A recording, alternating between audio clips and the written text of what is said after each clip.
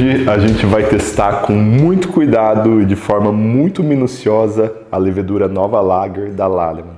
Essa levedura, que é uma terceira geração de leveduras Lager, já é uma levedura híbrida entre levedura Lager e levedura Ale. A maior parte do genoma dela é de levedura Ale, mas ela promete fermentar em temperaturas altas com baixa dosagem e ainda trazer características de uma fermentação clássica de cerveja Lager. Hoje a gente vai continuar o experimento da Bohemia Ale, mas agora a gente vai fazer uma Bohemia 75% Ale, 25% Lager, que é a porcentagem mais aproximada do genoma dessa levedura aqui. Então eu vou dar sequência ao meu experimento de tentar fazer uma cerveja similar com as características que eu gosto na Bohemian Pilsner, mas em uma fermentação mais rápida, mais fácil e que a gente possa fazer para tomar no dia a dia sem ter que esperar meses e meses para ela ficar pronta. Então, para começar, já estou aqui com água na panela e essa levedura aqui ela tem algumas particularidades muito importantes que a gente vai falar ao longo do vídeo. E no final desse vídeo, não no final desse vídeo, mas em outro vídeo ainda, a gente vai comparar com a mesma cerveja feita com uma levedura Lager padrão. Uma das coisas que essa levedura aqui tem uma demanda, uma necessidade, é uma quantidade elevada de cálcio na água, senão ela não clarifica de jeito nenhum. Bom, então a primeira coisa que a gente vai fazer é corrigir o cálcio dessa cerveja, dessa água dessa cerveja. A necessidade de cálcio é tão grande que vem um alerta aqui da Piquiri, ajustar o cálcio para no mínimo 70 ppm para ter uma boa clarificação. Bom, então vamos lá. Nessa cerveja eu vou usar 33 litros de água. Para isso eu vou colocar 9 gramas de cloreto de cálcio.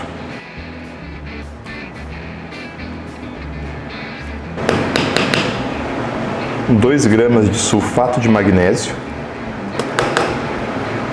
E 2,5 gramas de sulfato de cálcio.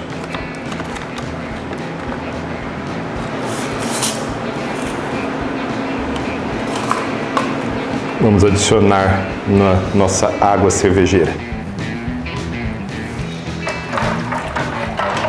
Lembrando que essas adições elas não são tão simples assim. Não adianta você colocar as mesmas quantidades que eu coloquei na sua água, porque sua água pode ser diferente. Provavelmente não. Provavelmente ela é igual, vai dar praticamente as mesmas concentrações, mas existem vídeos aqui no Beer School sobre correção de água. Eu sugiro vocês assistirem antes de se aventurarem na correção de água.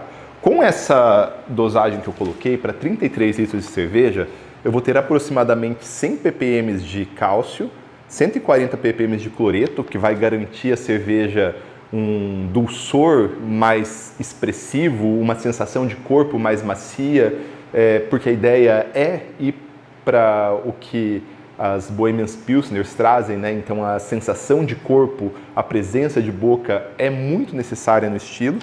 E ainda 75 ppm de sulfato. O sulfato ele vai destacar mais o amargor, vai ressaltar o amargor, então a gente vai equilibrar aqui, mas a gente tem muito mais cloreto do que sulfato. Então a parte do dulçor acaba sendo mais destacada. Os sais estão em quantidades elevadas justamente para bater os 100 ppm de cálcio, que é o que a gente precisava.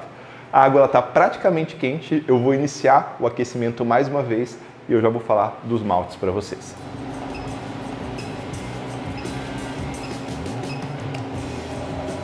Essa receita é um aprimoramento da primeira receita da Bohemian Ale, que tem vídeo aqui no Beer School. Se você não assistiu, assiste lá que eu explico todos os conceitos por trás. Mas depois de fazer ela, eu identifiquei alguns fatores que poderiam ter deixado a cerveja melhor e com mais características de cerveja tcheca. A levedura foi uma delas, a levedura S04 que a gente escolheu não foi uma levedura muito feliz, apesar dela ter uma atenuação baixa que é necessário para repetir característica de muitas das cervejas tchecas. A parte frutada dela, mesmo fermentando em temperatura baixíssima, estava presente, a gente conseguia ver que era uma ale, a gente não tinha o caráter sulfúrico necessário para dar aquele crispzinho que a gente é muito normal em lagers. Então foi uma das coisas que eu mudaria. Bom, estamos mudando aqui e mudando para uma levedura muito especial. Mas não é só isso, outras coisas eram importantes. Para mim, faltava aquela característica daquele caramelo muito sutil, mas muito sutil mesmo, que a decocção traz. Então eu acabei mudando os maltes dessa cerveja para Antes, na receita original, era 94% de malte Pilsen, 6% de malte Melano. Eu abaixei para 92% de malte Pilsen e entrei com um caramelozinho aqui, esse é o Caramunique 2 da Weyermann, com o intuito de dar aquele caramelo, aquela caramelização do mosto que acontece durante a decocção tcheca, que não acontece durante a decocção alemã. São decocções bastante diferentes, com modos de fazer totalmente diferentes. Na decocção tcheca, o processo original era feito em tina de cobre para que o calor fosse transferido muito rápido, com chama direta, e hoje até em cervejarias grandes, por exemplo, a própria Urquell, que é uma cervejaria enorme, que faz milhões de litros por mês, eu acho que faz 1 milhão de litros dia a cervejaria, mesmo lá ainda tem essas tinas de cobre com chama direta para gerar essa caramelização e reação de Maillard durante a decocção. Então, ela tem esse caráterzinho sutil de caramelo no fundo que estava faltando na minha. Vamos tentar simular aqui com um pouquinho de malte caramelo. No mais, 92% de malte Pilsen, peguei malte Pilsen da Agrária mesmo, estamos aqui com 3,2 quilos mais 1,25, dá 4,75, 0,30 de malte Melano, muito importante, os 6%, e apenas 100 gramas de caramelo. Vamos colocar esses maltes no cesto e fazer o arreio do malte, que a temperatura está quase chegando. Tem uma coisa que eu sempre digo, a abraçagem é o dia do cervejeiro. Aproveita o momento da abraçagem para ter a oportunidade de analisar, de entender cada ingrediente, porque é difícil você ter essa oportunidade. Cerveja tem milhares e milhares de ingredientes que você usa uma vez ou outra, então é um desperdício você não usar a abraçagem para tirar um tempinho, pegar seu malte, cheirar seu malte, tentar entender como ele vai se encaixar, como ele vai fazer parte do contexto da cerveja. Tá certo que não é todo o aroma que está aqui que vai passar para a cerveja final. Envolve perda de alguns aromas, envolve biotransformação, que dá outros aromas, mas boa parte do aroma que está aqui é o aroma que vai estar na cerveja, de forma mais diluída, obviamente, mas é o aroma que vai estar na cerveja. Então, a gente tem nossos maltes básicos aqui, Pilsen. Esse a gente já está cansado de analisar, né? O malte Pilsen mais basicão, ele só tem um cheiro de um aroma de grãos verdes normalmente, leve panificação no máximo.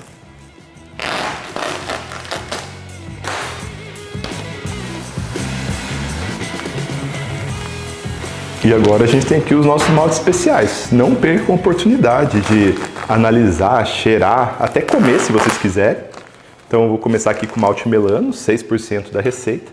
Malte Melano é maravilhoso. Malte Melano, um aroma doce, um aroma de casca de pão, mistura caramelo com reação de Maillard, fica... Nossa, é muito gostoso. Tem esse dulçorzinho, não lembra caramelo exatamente, mas tem um aroma doce, bem adocicado, mas esse aroma de casca de pão junto. Um malte maravilhoso, gente. Eu adoro. Eu, inclusive, considerei colocar 8% em vez de 6%, porque para mim faltou característica de reação de Maillard nas primeiras cervejas que eu fiz, mas ela estava ficando muito escura. Vamos aos poucos, né? Esse é o meu projeto de vida, fazer uma cerveja que tenha as características que eu queira na Bohemian Pilsner, mas que seja mais fácil de fazer. Então vamos colocar ele aqui. Olha que malte bonito, douradinho, marronzinho, maravilhoso. E agora o último malte que vai compor essa receita, que é o caramelo. O malte Caramunique, que é um malte caramelo, né? Um malte caramelo alemão. Se a gente for ver aqui, nossa, que malte delicioso também. Nossa, delicioso demais. Nossa, surpreendente, na verdade. É bem diferente de um malte caramelo inglês. Você tem mais complexidade, você tem mais produto de Maillard aqui, né? Isso é interessante. Talvez vai entrar melhor do que eu estava imaginando na cerveja. O caramelo em si nem é tão destacado. Deixa eu mostrar como é esse malte aqui para vocês. Olha que bonito. Esses maltes que eles não são muito uniformes, que você vê que ele tem algumas partes mais tostadas, outras menos tostadas. Esses maltes eles tendem a ter complexidade maior, isso é muito gostoso. Esse malte está nessa pegada. Vamos colocar ele aqui. Ele que eu acho que é o responsável pela cor estar ficando tão alta, estava quase saindo do estilo a cor.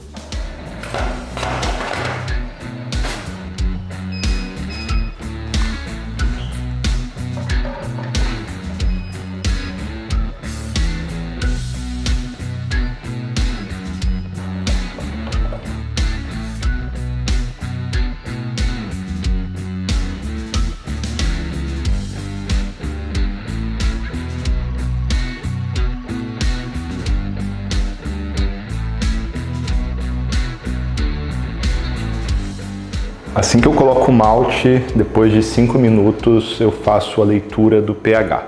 Isso é muito importante para a gente garantir que o pH está correto, para haverem as transformações corretas ali dentro.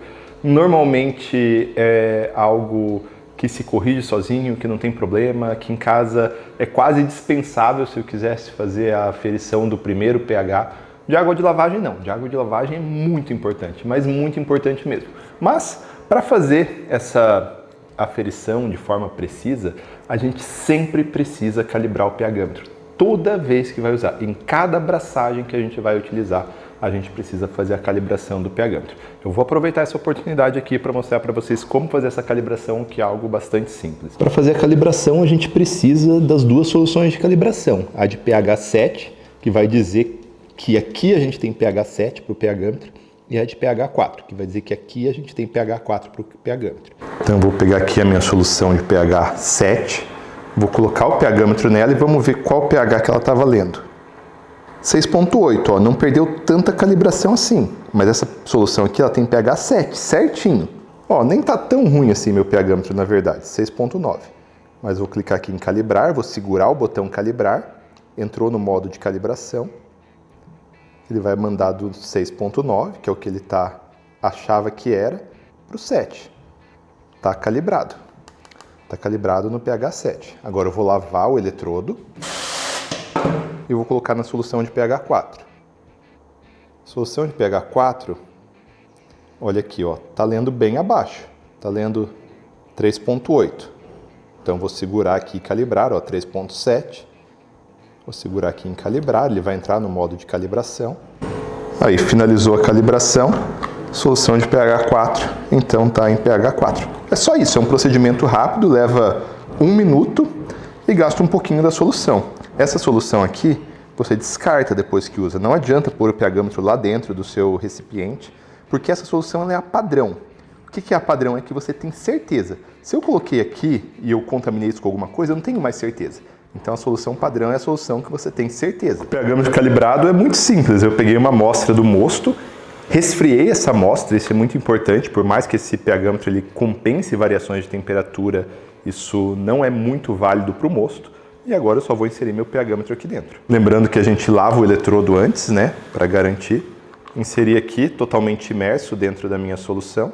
Então tá aqui, ó, pH do mosto, 5.6. É o pH normal que chega 5.5 agora. É o pH padrão que chega num mosto onde a maior parte do grist é malte pilsen. Abaixou um pouquinho porque a gente tem os maltes mais escuros aqui dentro. Maltes mais escuros, malte milano, malte caramelo, vai jogar o pH um pouquinho mais para baixo. Esse pH aqui é ótimo, o pH ele tem que estar entre 5.2 a 5.6, porque as enzimas vão atuar com maior eficiência nesse pH. A mesma importância que a temperatura tem para a conversão enzimática, o pH tem. Então, nosso pH sempre tem que estar no pH correto. Se não estiver no correto, é muito raro acontecer. Aqui no Brasil não vai acontecer. Só em lugares onde existe água com muito carbonato. Que não é o caso de praticamente lugar nenhum, salvo alguém que tem um poço artesiano profundo, ou talvez na região de Bonito aqui no Brasil, mas no mais isso não vai acontecer. Então esse pH aqui ele ajusta sozinho para você. Agora, pH da água de lavagem, se seu pH for alto, você tem que jogar um pouquinho de ácido para reduzir esse pH, senão você pode extrair tanino nesse processo, que é algo desagradável. Quer ver? Eu vou mostrar o pH da minha água aqui para vocês. É um pH que não está ideal para fazer essa cerveja. Na verdade, hoje o pH aqui da água está bem baixo, pH 6, é um pH bom para lavagem, eu não precisaria corrigir. Agora, se meu pH tiver o que ele está normalmente, que é 8, 8,5, para eu fazer a lavagem eu preciso pegar meus 10 litros de água de lavagem, colocar 1 ml mais ou menos de ácido lático, aferir o pH, se tiver certo, beleza, se não, abaixo mais. O importante é a água de lavagem estar abaixo de 6.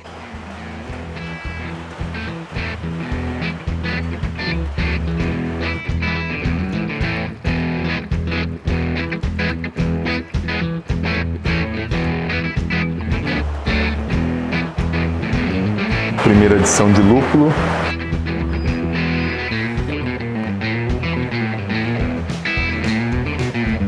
Segunda adição, agora vai o Saaz.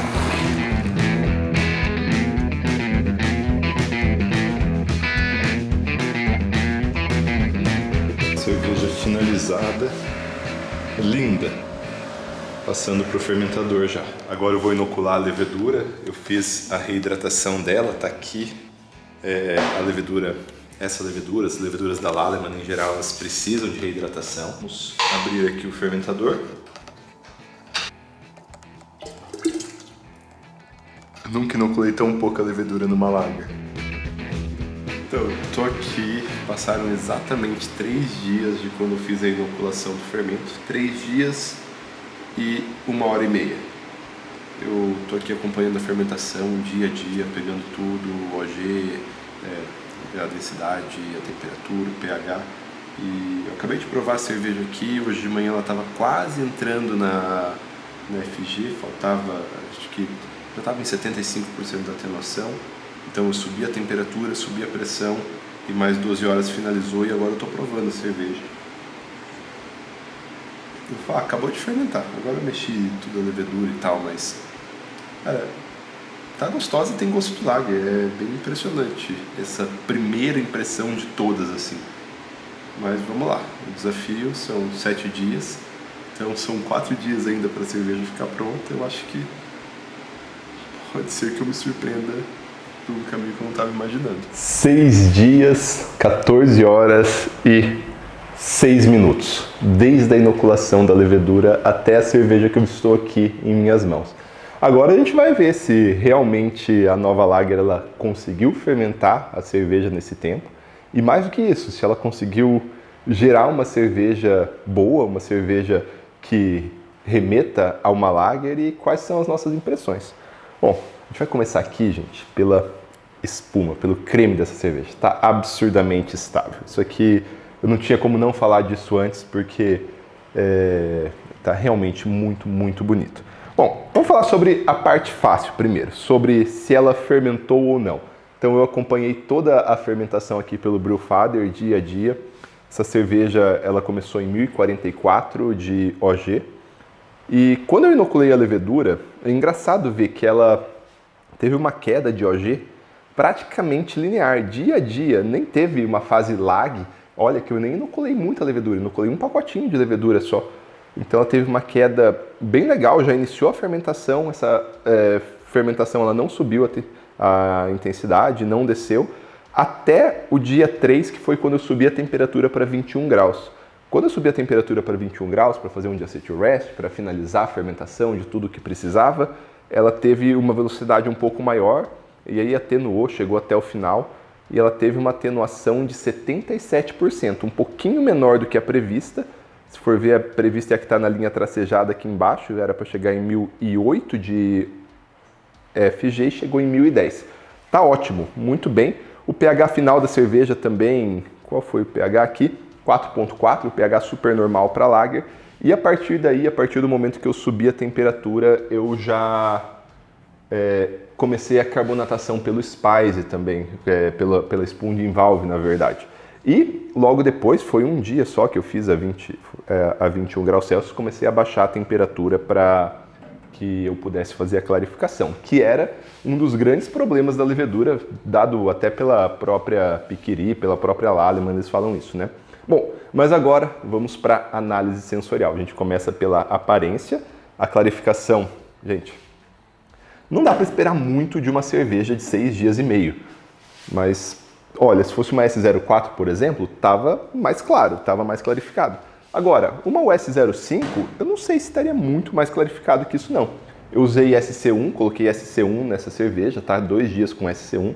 Abaixei a temperatura escalonada, abaixei até 8 graus e deixei descansar um dia a 8 graus para baixar um pouquinho mais a temperatura e agora ela está em 4 graus, ou estava pelo menos quando eu tirei, mas está bem turvona. Ela está... No vídeo ela tá um marrom, mas ela não tá marrom, ela tá um dourado muito bonito, era a cor que eu queria mesmo.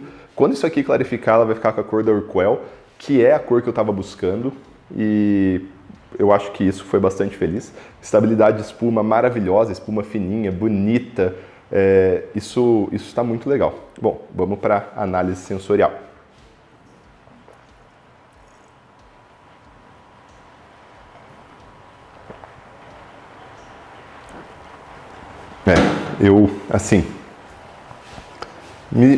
Eu já falei isso, né, no meio do caminho. Eu já estava começando a me surpreender positivamente contra as minhas expectativas. Minhas expectativas não estavam muito altas para essa levedura, na verdade. Acho que vocês perceberam, né? Mas, assim, a cerveja final, que nota eu daria para ela? Vou dar uma nota de 0 a 10 aqui rapidinho. Você daria 6,5 para a cerveja final. Tá com 6 dias, eu não posso querer muito mais do que isso. Mas no perfil de fermentação, aqui, para mim tá um perfil bastante neutro, mais neutro do que eu esperaria. Não tem diacetil, tem uma leve banana talvez, mas muito, muito, muito, muito leve. Um pouquinho de acetato de isoamila, assim, quase que não atrapalha, é até gostoso. Heineken tem, por exemplo.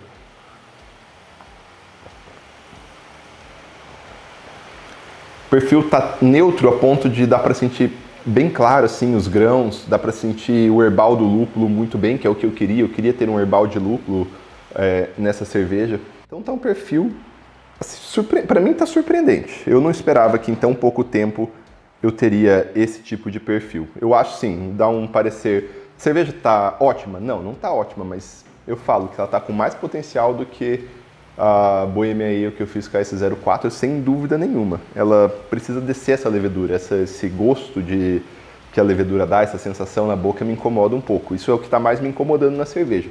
Só se isso descesse, eu acho que eu já elevaria a nota dessa cerveja para uma cerveja adequada, assim, para beber no dia a dia, fácil. Claro, eu estou usando aqui o fermentador cilindrocônico, né, com expansão direta, ele é um pouquinho mais difícil de clarificar. Se eu pegasse e colocasse numa câmara fria, talvez eu clarificaria um pouco mais rápido, mas essa levedura, ela realmente é meio encrencada para clarificar. Eu até deixei para fazer a segunda purga aqui com vocês agora. Eu fiz uma purga depois que eu coloquei o SC1 e não tinha compactado nada. Tinha descido uma lama rala. Vamos ver se agora a gente tem uma lama um pouco mais espessa aqui nessa cerveja. Vamos lá. Ah, compactou agora. Não, tá, ó, tá super ralo. Não era para estar assim. Até mesmo levedura... então clarificação realmente é um problema. Tá muito rala essa lama perto do que deveria ser pro tempo que ela tá aqui, né? E para ter usado o SC1. Esse é talvez o maior ponto negativo que eu tô vendo até agora. Nem vou continuar a purga porque não compensa. Eu tô tirando cerveja, não tô tirando levedura. Esse não é o último vídeo sobre a levedura. Eu tô fazendo aqui a mesma cerveja, já fiz, né? Na verdade, eu comecei um pouquinho antes. Só que usando a Diamond. Essa aqui clarificou lama compacta, maravilhosa, só que muito mais tempo de fermentação. E aí a gente vai comparar as duas, vai ver quanto tempo essa levou para clarificar e vai fazer uma análise sensorial comparativa, tanto da levedura da Nova Lager quanto a Diamond para a mesma cerveja. Então, assim, consideração final, gente, é interessante. A gente está num caminho que pode ser otimizado, talvez dá para fazer estratégias para clarificar melhor ainda, mas, bom, eu fiquei bastante surpreso e surpreso de uma forma boa. Uma levedura que tem potencial, que dá para estudar um pouco mais e quem sabe pode ser a levedura oficial da minha agora Bohemian Ale Lager de novo, Bohemian Semi Lager. Então é isso aí, saúde e até o próximo vídeo.